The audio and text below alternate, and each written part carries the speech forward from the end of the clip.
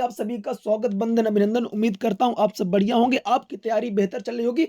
आपकी तैयारी को और बेहतर करने के लिए एक और वीडियो हिंदी का लेके आ चुका हूं, क्योंकि अक्सर बच्चे इस बात से परेशान रहते हैं, हिंदी में नंबर कटते हैं, किस तरीके से हम लिखें कि हमें नंबर पूरे मिले। तो आज की इस वीडियो में आपको यही बताऊंगा किस तरीके से आपको लिखना है पेपर में, ताकि पूरा पूरा नंबर आपको मिल सके। साथ ही हम बात करेंगे किस टाइप के क्वेश्चन आप एग्जाम में आते हैं। पुराने पेपर लेके आया हूं, उनके उत्तर के साथ संपूर्ण उत्तर अथवा सहित आपको इस वीडियो मिलेगा। साथ साथ आपको मैं बताऊंगा पीडीएफ कैसे प्राप्त करेंगे, पूरा पीडीएफ दूंगा मैं, और वो पीडीएफ पासवर्ड में होगा। पासवर्ड में आपको इसी वीडियो में बताऊंगा। तो चलिए शुरू करते हैं वीडियो। पूरा वीडियो देखना अंत तक। उम्मीद करता हूं कि आप सभी पूरा वीडियो देखेंगे और अपनी तैयारी को और बेहतर करेंगे। तो चलिए शुरू करें वीडियो। आप सभी का स्वागत है आपके अपने channel golden dreams coaching classes में, जिस चैनल का सिर्फ एक ही उद्देश्य है, आपकी तैयारी को बेहतर करना। तो चलिए सबसे पहले देख लेते हैं हम सही विकल्प, ठीक है ना। पूरे क्वेश्चंस बताऊंगा एक एक करके। तो सबसे पहले क्वेश्चन हमारा आ जाता है, सूर सारा बली के कवि का नाम। सूर सारा बली के कवि का नाम सूरदास, कबीरदास, मैथिली शरण गुप्त या फिर नागार्जुन।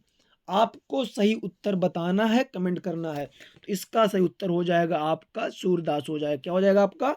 सूरदास हो जाएगा। दूसरा प्रश्न आता है, कवि निराला का जन्म हुआ था। आपको बताना है कवि निराला का जन्म कब हुआ। 1904, 1900, 1899 या फिर 1888 पे। आपको बताना है कवि निराला का जन्म। कमेंट करो जल्दी से। इसका सही उत्तर हो जाएगा 1899। क्या हो जाएगा आपका? 1899 हो जाएगा। बढ़ते हैं अगले प्रश्न की ओर। कुहासा का अर्थ आपको क्या करना है, बताना है। कुहासा का अर्थ है कंबल, कोहरा, सन्नाटा या फिर सहारा। जल्दी बताएं कुहासा का अर्थ क्या हो जाएगा। तो कुआसा का अर्थ हो जाएगा आपका कोहरा। क्या हो जाएगा आपका? कोहरा हो जाएगा। विज्ञान का भी संपूर्ण उत्तर का मैं वीडियो प्रोवाइड करा दिया हूं, उसको भी आप जाके देख लीजिएगा। चैनल पे पहली बार है, सब्सक्राइब कर लेना, क्योंकि संपूर्ण पेपर की तैयारी आपकी कराई जाएगी। प्रकृतिवादी कवि हैं, आपको बताना है प्रकृतिवादी कवि। मुक्तिबोध, सुमितंदन पंत या फिर नरेश मेहता या जगमोहन सिंह। तो मुक्त प्रकृतिवादी कवि कौन हो जाएंगे हमारे? सुमित्रा नंदन पंत जी। कौन हो जाएगा आपका? सुमित्रा नंदन पंत हो जाएंगे। ठीक है, चलिए आगे बढ़ते हैं अगले प्रश्न की ओर। नेताजी की प्रतिमा जो थी ऊंची थी, कितनी ऊंचाई थी प्रतिमा की? 2 फुट, 5 फुट, 3 फुट या फिर 10 फुट। आपको बताना है कि जो नेताजी की प्रतिमा थी उसकी ऊंचाई कितनी थी। तो इसकी ऊंचाई हो जाएगी आपकी 2 फुट। कितनी हो जाएगी आपकी? 2 फुट ऊंचाई थी नेताजी की प्रतिमा की। ठीक है, आगे बढ़िए। अगला क्वेश्चन जो आता है, कलम का जादूगर किसे कहा जाता है। कलम का जादूगर किसे कहा जाता है? राम वृक्ष बेनीपुरी, अज्ञे, स्वयं प्रकाश या फिर नागार्जुन। कलम का जादूगर, तो कलम का जादूगर किसे कहा जाता है? तो राम वृक्ष बेनीपुरी। किसे कहा जाता है? राम वृक्ष बेनीपुरी को क्या कहा जाता है? कलम का जादूगर कहा जाता है। ठीक है, चलिए आगे बढ़ते हैं।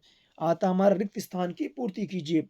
आप सभी लोग उत्तर कमेंट करिएगा, ताकि पता चले आपकी तैयारी कितनी बेहतर है। वीडियो में बने रहना है, क्योंकि मैं बताऊंगा कि 2 नंबर, 3 नंबर, 4 नंबर आपको किस तरह से लिखना है। बल्लभाचार्य के गुरु थे, बल्लभाचार्य के गुरु थे सूरदास, परशुराम, तुलसीदास। बल्लभाचार्य किसके गुरु थे? तो सूरदास। किसके गुरु थे? सूरदास के गुरु थे। दोहा छंद की प्रथम और तृतीय पंक्ति में मात्राएं होती हैं। ये क्वेश्चन काफी इंपॉर्टेंट है आपका। दोहा छंद की प्रथम एवं तृतीय पंक्ति में मात्राएं होती हैं, तो 13-13 मात्रा होती है। ठीक है, कितनी कितनी मात्रा होती है? 13-13 होती है। और द्वितीय और चतुर्थ में 11-11 मात्रा होती है। ठीक है ना। दोहा छंद में प्रथम में कितनी मात्रा होती है? प्रथम और तृतीय में होती है 13-13 मात्राएं, और द्वितीय और चतुर्थ में होती है 11-11 मात्राएं। फिर आगे बढ़िए। रस के अंग हैं, आपको बताना है रस के अंग कितने हैं। 2, 4, 6। तो रस के अंग हो जाएगा 4। आधुनिक हिंदी कविता का प्रारंभ संवत से माना जाता है 1900 या 1901 या फिर 2000। तो इसका उत्तर हो जाएगा 1900। क्या हो जाएगा? 1900 हो जाएगा। अगला प्रश्न आता है, अर्थ के आधार से वाक्य के प्रकार हैं। देखिए, आ अर्थ, आ से होता 8, आ से 8, आ से अर्थ, तो 8 हो जाएगा। और रचना, रचना में कितने होते 3, तो रचना के आधार पे 3 हो जाएगा और अर्थ के आधार पे कितना हो जाएगा 8 हो जाएगा। छंद के प्रकार, छंद के प्रकार बताना है आपको। तो देखिए छंद में कितने शब्द, 2 शब्द हैं, छंद के प्रकार 2 हो जाएगा आपका, ठीक है। चलिए आगे बढ़ते हैं, सही जोड़ी पे आ जाते, ठीक है ना। जल्दी से आप लोग सही जोड़ी कमेंट कीजिए। मैथिली शरणगुप्त में क्या हो जाएगा आपका, तो मैथिली शरणगुप्त हो जाएगा पंचवटी। रिसाई, रिसाई का मतलब नहीं कहते गांव में रिसा गया, मतलब क्रोध करना। चौपाई 16 मात्राएं। एक अंक, एकांकी। शिवपूजन सहाय, माता का आंचल। राम वृक्ष, बेनीपुरी मुजफ्फर नगर पुरसौली, है ना। इस तरीके से आपकी सही जोड़ी रही, इसका आप स्क्रीनशॉट ले सकते हैं, ठीक है। आगे बढ़िए, एक वाक्य में उत्तर आपको लिखना है। जो अक्सर बच्चे गलती करते हैं एक वाक्य उत्तर लिखने में, आपको बताऊंगा इस वीडियो में कि आपको एक वाक्य में उत्तर किस तरीके से लिखना है ताकि पूरा नंबर मिले। तो रामचरितमानस का मुख्य छंद क्या है, तो चौपाई है। अभी मैं पूरा दिखा रहा हूं आपको, ठीक है ना, क्या क्या है, चौपाई हो जाएगा। विनय पत्रिका की रचना किस भाषा में हुई, तो ब्रज भाषा में, याद रखिएगा ब्रज भाषा में हुई थी, ठीक है ना। किस भाषा में हुई थी, ब्रज भाषा में। बच्चे अब अवधि कराते हैं तो कंफ्यूज हो जाएंगे। कमायनी किसकी रचना, जयशंकर प्रसाद की। अठनेरी कविता किस बात को प्रकट करती है, तो मादकता, फागुन की मादकता को।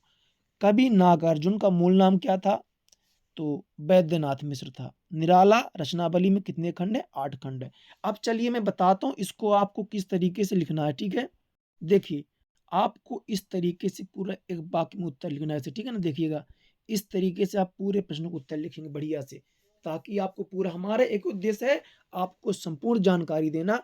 अगर आपको किसी प्रकार का डाउट है तो हमारे नंबर है 7987374158।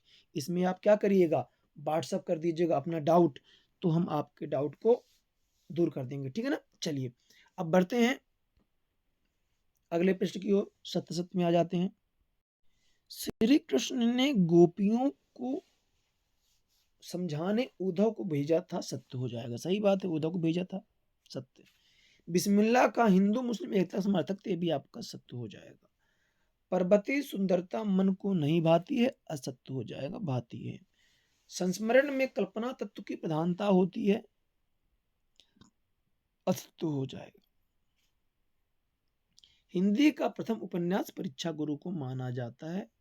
चलिए देखिए पूरा क्रम पे, 2 सत्य हो गए, 2 असत्य हो गए, फिर 2 सत्य हो गए। चलिए अब प्रश्न में बढ़ते हैं। यहाँ पे देखिए आप, पहला प्रश्न आ जाता है, कवि नागार्जुन की 2 रचनाओं के नाम लिख देना। नागार्जुन काफी इंपॉर्टेंट है, या फिर नई कविता की 2 विशेषताएं बतानी है। तो चलिए बताता हूँ इस तरीके आपको इसको कैसे लिखना है, ठीक है।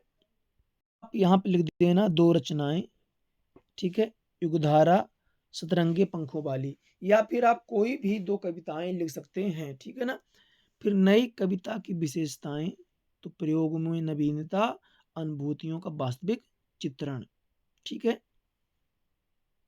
या फिर आप कोई भी विशेषता लिख सकते हैं, तो आपको 2 अंक प्राप्त हो जाएंगे। लेकिन पहले बढ़िया आपको यहाँ पे क्या करना है, हेडिंग डाल देना बढ़िया से, ठीक है ना। ऐसे आगे बढ़िए, यहाँ पे आता है आपका, कवि सूरदास हसबा तुलसीदास की काव्यगत विशेषताएं, 2 रचना और भाव पक्ष लिखना है आपको, ठीक है ना। चलिए इसका उत्तर देख लेते हैं हम लोग। चलिए तो सूरदास की आपको 2 रचनाएं लिख देनी है, सूर सागर और साहित्य लहरी, ठीक है ना। या फिर कोई भी आप 2 रचनाएं लिखेंगे तो वहां से आपको मिल जाएगा, ठीक है ना। और भाव पक्ष आपको लिख देना है, ठीक है ना। भाव पक्ष आप लिख दीजिए कि सूरदास जी श्री कृष्ण के अनंत भक्त थे, ना, उनकी भक्ति पुलीन थे। तो वहां से आपको देखिए, इसमें मेन होता है रचना, क्या होता है, मेन रचना होता है। अगर आपने रचना सही लिख दी है ना, तो आपको नंबर पूरे मिलेंगे। जैसे यहाँ पे कवि तुलसीदास हैं तो विनय पत्रिका, दोहाबली। मेन क्या है, रचना सही होनी चाहिए आपकी, क्या होनी चाहिए बेटा, रचना आप सही लिखना, रचना पे गलती मत कर देना, ठीक है। 8वां क्वेश्चन था फसल क्या है। देखिए क्या है, फसल क्या है, तो आप इसको ऐसे लिखिएगा, फसल नदियों के पानी का जादू है, किसानों के हाथों की महिमा है, संदली भूरी काली मिट्टी का गुणधर्म है, सूर्य की किरणों का रूप परिवर्तन है। इतना लिख देंगे आप, 2 नंबर आपको मिल जाएगा। गोपियों ने उद्धव के व्यवहार की तुलना किससे की थी? कमल के पत्ते व तेल के गागर से की है। यहां से भी आपको 2 नंबर मिल सकते हैं, अथवा बाला 8वां, ठीक है ना। चलिए आगे बढ़ते हैं। जो 9वां क्वेश्चन था आपका कि कविता में बादल किन अर्थों की ओर संकेत करता है? तो आप लिख देना पहले, कविता में बादल निम्न अर्थों की ओर संकेत करता है। कौन से? तो बादल वर्षा करके ताप से तपती धरती को शीतल करते हैं। बादल के बरसने पर ही किसान अपनी खेती बाड़ी करना प्रारंभ करते हैं। ठीक है। अब चलिए, आता स्मृत को पाथेय बनाने से कवि का क्या आशय है? काव्य की परिभाषा, पुनरुक्त प्रकाश अलंकार की परिभाषा, रस किसे कहते हैं। चलिए ये चारों क्वेश्चन हम देख लेते हैं। तो पहले इसको देखते हैं कैसे आपको लिखना है। बने रहिए वीडियो के अंत तक, ठीक है। और आप बेहतर अभी भी कर सकते हैं, अगर आपके मन में डाउट है कि हमारे परसेंट नहीं बनेंगे, तो अगर आप निरंतर रूप से अभी भी पढ़ाई करेंगे ना, तो आपके परसेंट बन जाएंगे। तो कवि के मन मस्तिष्क पर केवल स्मृतियां ही हैं। इन्हीं स्मृतियों को जीने का सहारा बनाना चाहता है कवि। स्मृति को पाथेय बनने से कवि का आशय स्मृति के सहारे से है। स्मृति के मतलब यादों के सहारे से, उसका मतलब क्या है? स्मृति को पाथेय बनाने से कवि का आशय स्मृति के सहारे से है, ठीक है ना। अब चलिए देख लेते हैं काव्य की परिभाषा। तो समस्त भाव प्रधान साहित्य को काव्य कहते हैं। समस्त भाव प्रधान साहित्य को क्या कहते हैं? हम काव्य कहते हैं। या फिर आप कोई भी अन्य परिभाषा लिखेंगे तो आपको 2 नंबर यहाँ पे मिल जाएगा। अब देखिए, देखते हैं पुनरुक्त प्रकाश अलंकार। जहां एक ही शब्द का अर्थ में एक से अधिक बार प्रयोग होता है, वहां पुनरुक्त प्रकाश अलंकार होता है। क्या कहता है? जहां एक ही शब्द का समान अर्थ में, है ना, शब्द एक ही रहेगा, अर्थ भी समान रहेगा, लेकिन उसका प्रयोग एक से अधिक बार होगा, वहां कौन सा अलंकार होगा? पुनरुक्त प्रकाश अलंकार होगा, ठीक है ना। उदाहरण क्या है? पुनि पुनि मुनि उगसाही अकुलाही। तो यहाँ पे जो पुनि पुनि है 2 बार आया है और इसका अर्थ एक समान है, ठीक है ना। तो यहाँ पे कौन सा अलंकार हो जाएगा? पुनरुक्त प्रकाश। अब रस की परिभाषा हम देखें, अगर देखिए रस की परिभाषा, तो किसी काव्य या साहित्य को पढ़ने, सुनने या देखने से पाठक, श्रोता या दर्शक को जिस आनंद की अनुभूति होती है उसे रस कहते हैं। यहाँ से आपको 2 नंबर मिल जाएंगे। अब परिभाषा आती है चौपाई की। तो चौपाई एक सम्मात्रिक छंद है। इसके प्रत्येक चरण में 16 मात्राएं होती है, अंत में 2 गुरु होते हैं। उदाहरण, बंदह गुरुपद प्रदुम परागा, सुरुचि सुवास सरस अनुरागा। तो ये सिंपल सा उदाहरण है आपका कि बंदह गुरुपद प्रदुम परागा, सुरुचि सुवास सरस अनुरागा। ठीक है, आगे बढ़िए। वीडियो पसंद आ रहा तो लाइक करिए, कमेंट करिए और दोस्तों पे शेयर करिए। चैनल पे पहली बार, चैनल को सब्सक्राइब कर लीजिए ऐसे ही वीडियोस के लिए, ठीक है ना। अब राम वृक्ष बेनीपुरी की रचना आ जाती है। यहाँ पे भाषा शैली भी है, तो मैंने बताया ना मेन रचना है पतितों के देश में चिता के फूल, ठीक है। अब भाषा शैली आप अपने अकॉर्डिंग लिख लीजिएगा, ठीक है। फिर यतीन्द्र मिश्र यदा कदा ड्योढ़ी पर आलाप, ठीक है। अगर आपको भाषा शैली लिखना नहीं आता है तो कमेंट करिएगा, तो मैं भाषा शैली भी आपको बता दूंगा। फिर आता है कि भगत की पुत्र वधू उन्हें अकेला क्यों नहीं छोड़ना चाहती थी। सिंपल सा है कि भगत पुत्र वधू ने अकेला छोड़कर इसलिए नहीं जाना चाहती थी क्योंकि भगत की देखभाल करने वाला कोई नहीं था। इतना देखिए, ज्यादा आपको नहीं लिखना होता है, इतने में आपको नंबर प्राप्त हो जाते हैं। नाटक और एकांकी में अंतर। तो नाटक में अनेक अंक होते हैं, एकांकी में एक अंक होता है। नाटक में अन्य गौण कथाएं भी होती हैं, एकांकी में एक ही घटना होती है, ठीक है। चलिए, अगर इसका पीडीएफ प्राप्त करना चाहते हैं तो इसका पासवर्ड हमारा है 2030। क्या पासवर्ड है आपका? 2030। पीडीएफ व्हाट्सएप ग्रुप में मैं डाल दूंगा, ठीक है ना। पासवर्ड क्या डालेंगे आप? 2030 डालेंगे, ठीक है। फिर अगला क्वेश्चन आता है, देखिए अगला, लेखिका मन्नू भंडारी के व्यक्तित्व पर किन किन व्यक्तियों का प्रभाव पड़ा? या फिर बिस्मिल्लाह खां को शहनाई के मंगल धुन का नायक क्यों कहा जाता है? गद्य की कोई 4 विधाओं के नाम। बाबू गुलाब राय के अनुसार निबंध की परिभाषा। तो चलिए ये चारों उत्तर देख लेते हैं। तो लेखिका मन्नू भंडारी के व्यक्तित्व पर उनके पिता एवं उनकी शिक्षिका सीता अग्रवाल का प्रभाव पड़ा। किस किसका पड़ा? उनके पिता और उनकी शिक्षिका सीता अग्रवाल का। बिस्मिल्लाह खां जीवन भर शहनाई की साधना में लगे रहे। शहनाई वादन की उत्कृष्टता के कारण उन्हें शहनाई की मंगल ध्वनि का नायक कहा जाता है। ठीक है, अब गद्य की विधाएं देखिए, यहाँ पे ना तो गौण बोला है ना प्रमुख बोला है, तो आप कोई भी विधा लिख सकते हो चार। ठीक है ना, अब गौण बोले प्रमुख तो फिर आप उसको करेंगे। ठीक है ना, लेकिन यहाँ पे विधाएं बस बोला था तो कोई भी आप चार विधाएं लिख सकते हैं। बाबू गुलाब राय के अनुसार निबंध की परिभाषा देखिए, यहाँ पे आप निबंध उस गद्य रचना को कहते हैं जिसमें एक सीमित आकार के भीतर किसी विषय का वर्णन या प्रतिपादन, एक विशेष निजीपन, स्वतंत्रता, सौष्ठव और संजीवता तथा आवश्यक संगति और सम्मतता के साथ किया गया हो। संधि और समास में अंतर, तो संधि का अर्थ मेल होता है, समास का अर्थ संक्षेप होता है। संधि में दो वर्णों का योग होता है, समास में दो पदों का योग होता है। ठीक है, आगे बढ़िए। शब्द शक्ति कितने प्रकार की होती है? तो तीन प्रकार की होती है। कौन कौन सी? अभिधा, लक्षणा और व्यंजना। चलिए, फिर गंतोक के लोगों, चलिए पहले इसके क्वेश्चन देख लेते हैं ताकि आपको डाउट ना रहे। गंतोक को मेहनत कश बादशाहों का शहर क्यों कहा जाता है? फिर भोलानाथ अपने साथियों को देखकर सिसकना क्यों भूल जाते हैं? ये यहाँ पे गंतोक के लोगों को गंतोक के लोगों की मेहनत के कारण ही गंतोक आज भी पुराने स्वरूप को कायम रखे हुए है। उनका अथक प्रयास ही उनकी प्रकृति को संजोए है।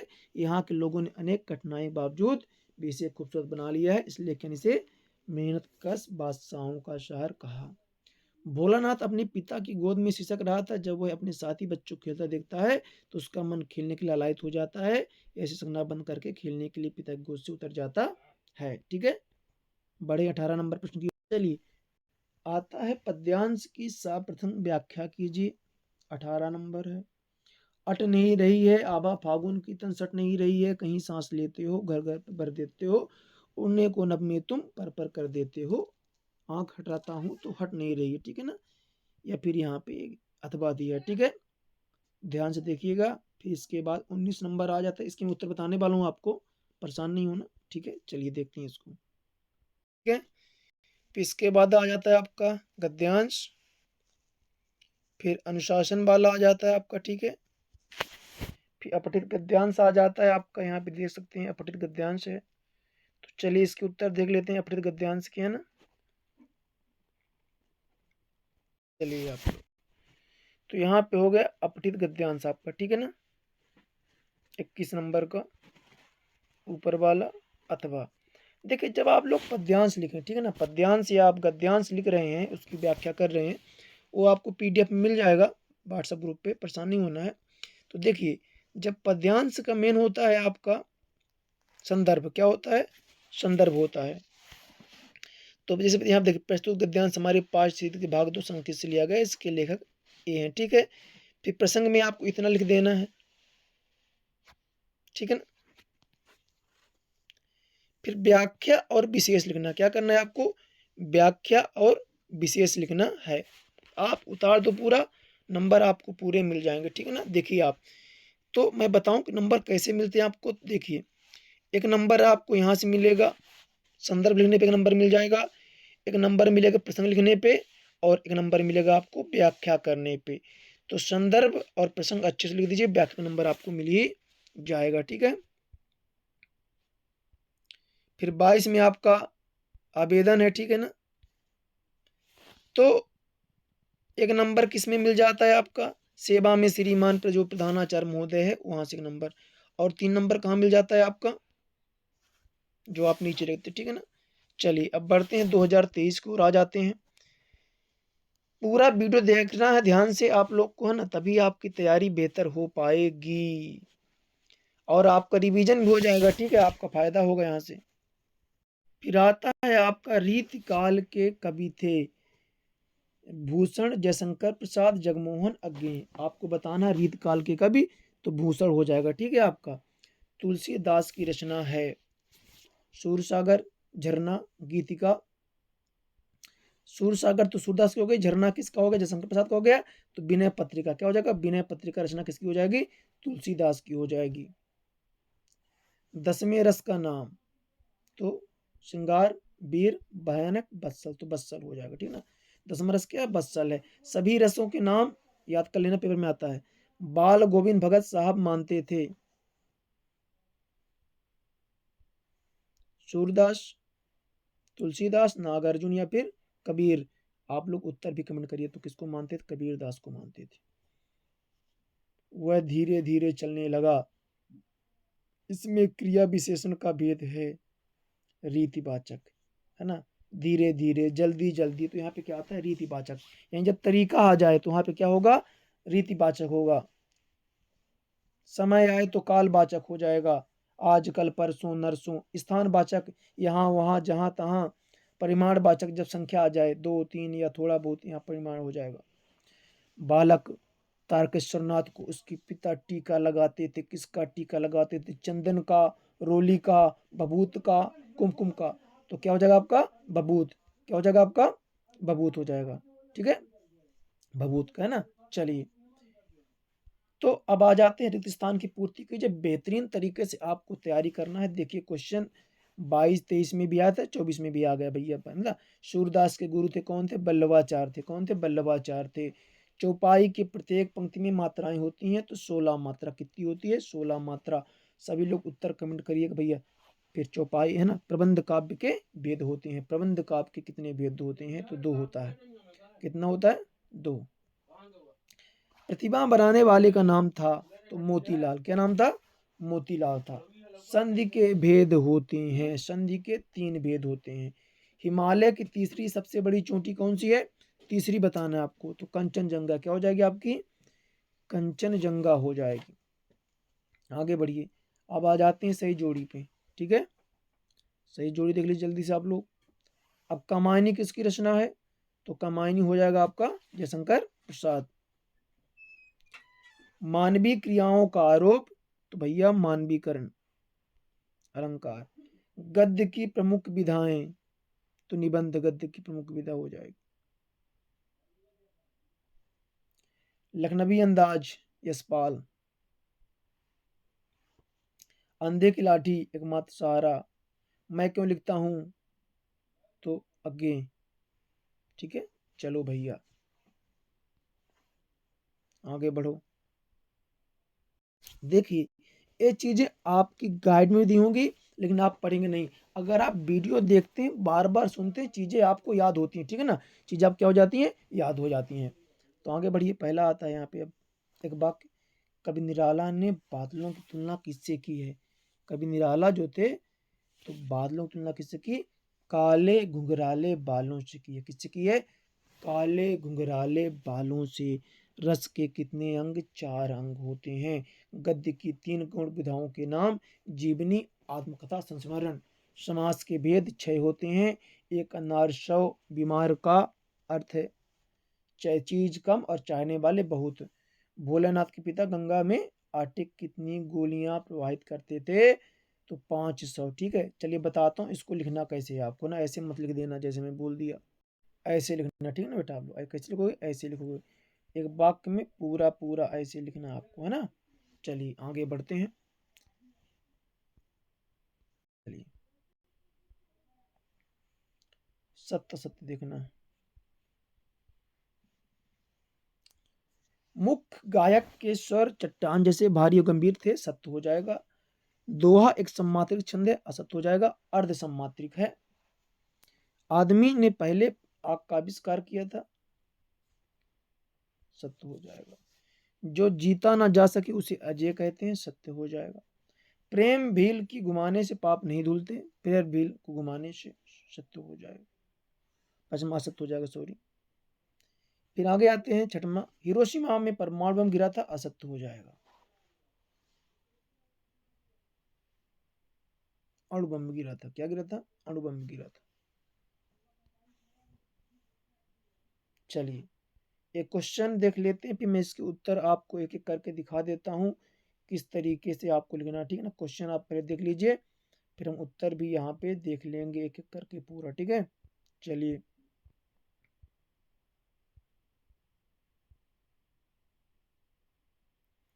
तो यहाँ पे प्रगतिवादी काव्य की विशेषताएं, देखिए ऐसे आपको लिखना है, दो है ना।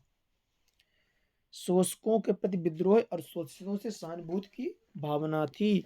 आर्थिक व सामाजिक समानता पर बल दिया गया। रीतिकाल की विशेषताएं, ठीक है। तो यहाँ पे रीतिकाल के कवियों में श्रृंगार के संयोग और वियोग की प्रधानता थी। आश्रयदाताओं को प्रभावित करने के लिए इस युग के कवियों ने काव्य में चमत्कारपूर्ण काव्य की रचना, या फिर आप कोई भी दो विशेषता लिख सकते हो जो आपका मन है, ठीक है। फिर सूरदास की रचनाएं यहाँ पे दी गई हैं, देखिए आप यहाँ सूरदास, सूरसागर, साहित्य लहरी, सूर सारावली। काव्यगत विशेषताएं आपको ऐसे लिख देना। श्री कृष्ण की बाल लीलाओं के गायक सूरदास जी के काव्य में भक्ति, वात्सल और श्रृंगार की त्रिवेणी प्रवाहित हुई है। वह वात्सल का कोना कोना झांक आए हैं, ठीक है। फिर नागार्जुन के अभी आप यहाँ पे देख सकते हो, ठीक है ना। कलापच्च आपको ऐसे लिख देना। कभी आत्मकथा लिखने से क्यों बचना चाहते हैं, इसका उत्तर भी है, ठीक है।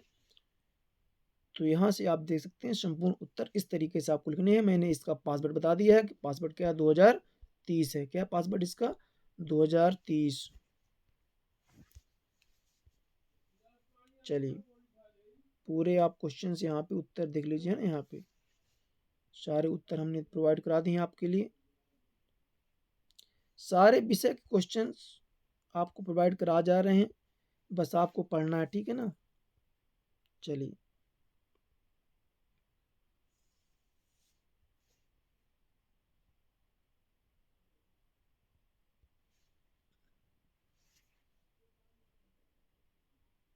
पूरा यहाँ पे पेपर का उत्तर आपको,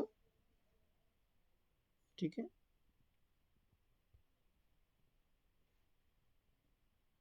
इसका संदर्भ प्रसंग व्याख्या भी मैं बता दूंगा इसी वीडियो पे, है ना।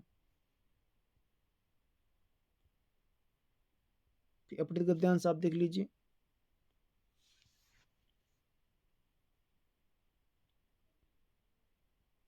यहाँ आप देख सकते हैं पद्यांश की, है ना। देख सकते हैं व्याख्या कैसे आपको करनी है। तो यहाँ पे आप संदर्भ लिखेंगे, पहले बढ़िया ऐसे लिख देंगे, फिर आप यहाँ पे प्रसंग लिखेंगे, उसके बाद आप लोग व्याख्या कर देंगे, है ना। ऐसे बढ़िया सुंदर तरीके से आपको कर देना है ना। फिर 18 नंबर में ही व्याख्या, ठीक है ना आपकी। चलिए देखिए आप लोग, संदर्भ, ठीक है, फिर हो गया प्रसंग, फिर हो गई व्याख्या, ठीक है। फिर यहाँ पे मधु मधुबाला है यहाँ पे, ठीक है। पद्यांश का संदर्भ हो गया, प्रसंग हो गया और व्याख्या हो गई, ठीक है ना।